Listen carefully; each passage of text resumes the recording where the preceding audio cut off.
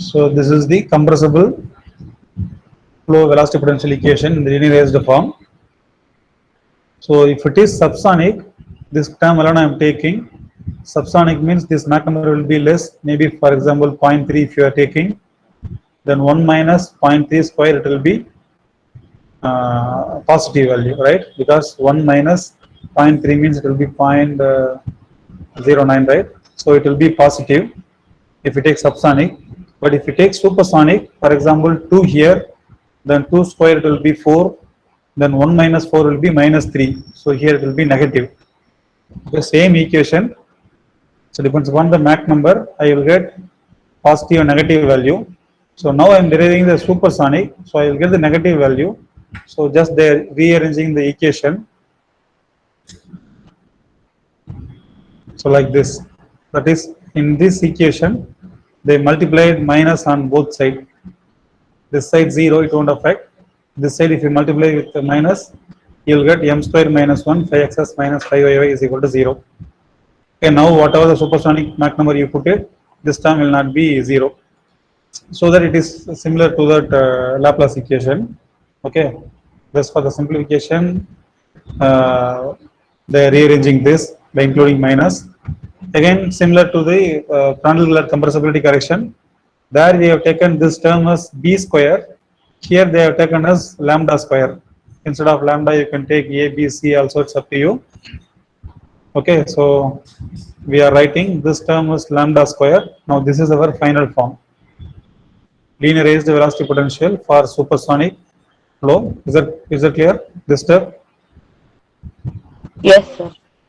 Okay. So simply they are multiplying with minus. Then they are name this term as lambda. That's it. And they are directly giving the solution for this equation. Phi cap is equal to f of x minus lambda y. Again, few books they told how to derive this. Few books they told how to prove this. In Anderson, etc. and all, they proved this equation. So how they are proving this solution means, if you substitute this term here, then you should get LHS equal to RHS. Then this solution is correct. Like that they are verifying. Okay, so here I have phi cap. If I substitute, then I need phi cap xx. So first I have to find phi cap x, then phi cap xx. Then similarly I have to find phi cap y, then phi cap yy. Then I can substitute these two terms here. Then I have to equate left and right hand side. So I know the phi cap. First I am finding the phi cap x. Okay, so it is simply f dash of x minus lambda y. Then phi cap xx, that means dou square phi cap by dou x square. This means dou phi cap by dou x. Okay, where phi cap is f of x minus lambda y. So phi cap is f of x minus lambda y. So I am finding dou phi by dou x. It will be f dash of x minus lambda y. Then dou squared phi by dou x square. It will be f double dash x minus lambda y. So this term I got it. Same way they are finding dou phi by dou y, dou squared phi by dou y square. Okay, so they are getting this term because there is a y term in the inside also. So if you differentiate, you will get first minus lambda, then another one differentiation, you will get minus lambda whole square. Now this is my final term, f double dash x minus lambda y into lambda square. Now they found two terms. Substitute here and equate. We found LHS equal to RHS. Okay, same equation I have written. So if you substitute, you will get LHS equal to RHS. Is that clear? So this is the final equation and this is the solution. So once we know the solution, then I am going to compare U cap, V cap. From that I am going to find the CP formula. So already I know the CP formula, general CP formula, minus 2 U cap by V infinity. Now I am going to compare this U cap, V cap. From that I am going to derive this CP formula for supersonic. So I know the solution, phi cap is f of x minus lambda y. From that I can find U cap, V cap. It is simply dou phi by dou x, dou phi by dou y. Okay, and this term is like U cap. So instead of V cap, I am writing U cap into minus lambda, and rearrange, you will get this term. And now, so I already told you, because of the object, there is a disturbance velocity V, that we can write it in both x and y components. In the x component, it is V infinity plus u cap. The y component is V cap, and this angle is theta. So using that, we can write the tan theta equation, which is V cap divided by V infinity u cap. Okay, I already told you, we are assuming very thin object with a small angle of attack. So theta is very small, disturbance velocity also very small compared to V infinity. These assumptions we know that.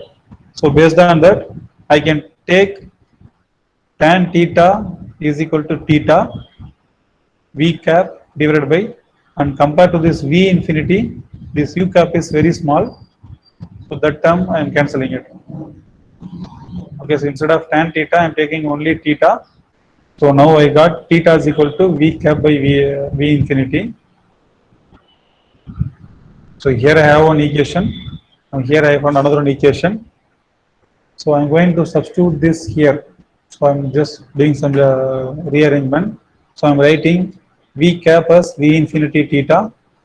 Okay, the same equation here. Same equation I've written here. So instead of V cap, substitute V infinity theta. Okay.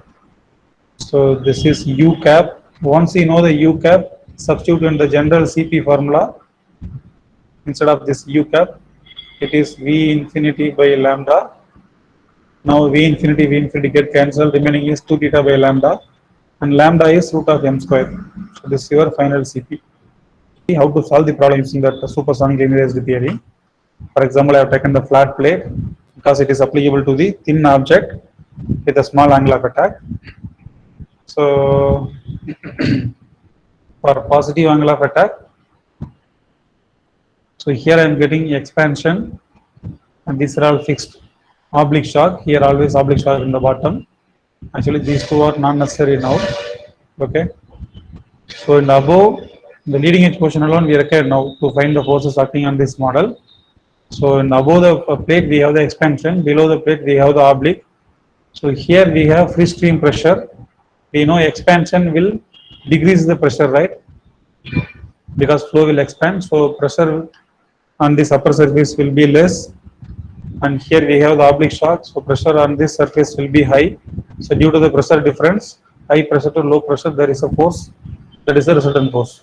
This is the general CP formula we are using from the AD1 event fluid dynamics, P minus P infinity by Q infinity. So first let me write this for the upper surface, then it would be CPU is equal to PU minus P infinity by Q infinity. Then the lower surface, if you write, it will be CPL.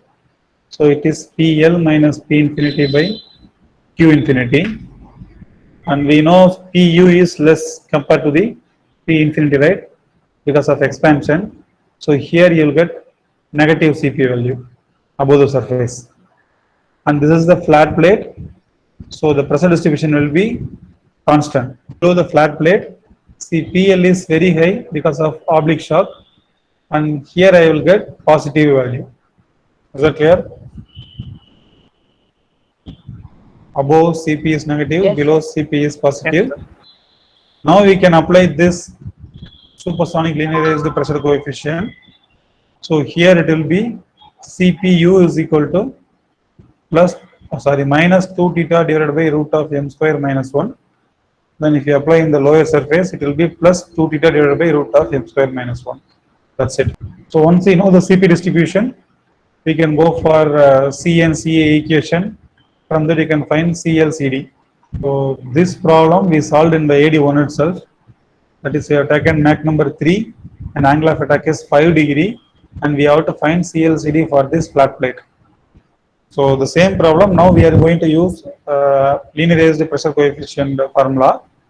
So already I told you, above it is negative, so it will be minus 2 theta divided by root of m square minus 1. Here instead of theta they mentioned the alpha. Okay, so instead of theta I am writing alpha, and below the plate CPL it is positive, so it is 2 alpha divided by root of m square minus 1. Is that clear? Now these are all the general CA, CN, CLCD formula we studied in aerodynamics 1 itself. So CN is CPL minus CPU, CA is CPU minus CL. Once you know this CN, CA, we can substitute here and find CLCD values. And now we will come to the assumptions. We assumed the angle of attack is very small.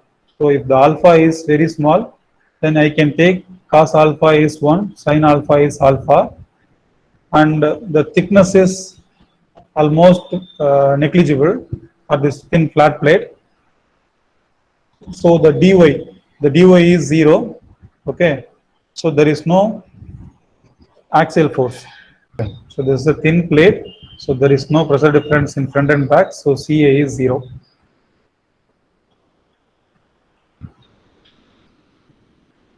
Okay, now these are all the assumption we got.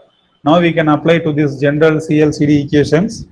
So CA is 0, that means this complete term we can neglect it, this is 0, and CA cos alpha is 1, sin alpha is alpha, then I can write CL is simply CN, CD is simply CN alpha.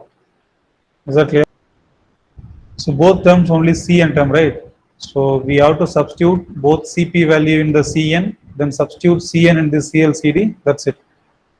Okay, so I know this CP formula, above it is minus, below it is positive, then substitute in this CN equation.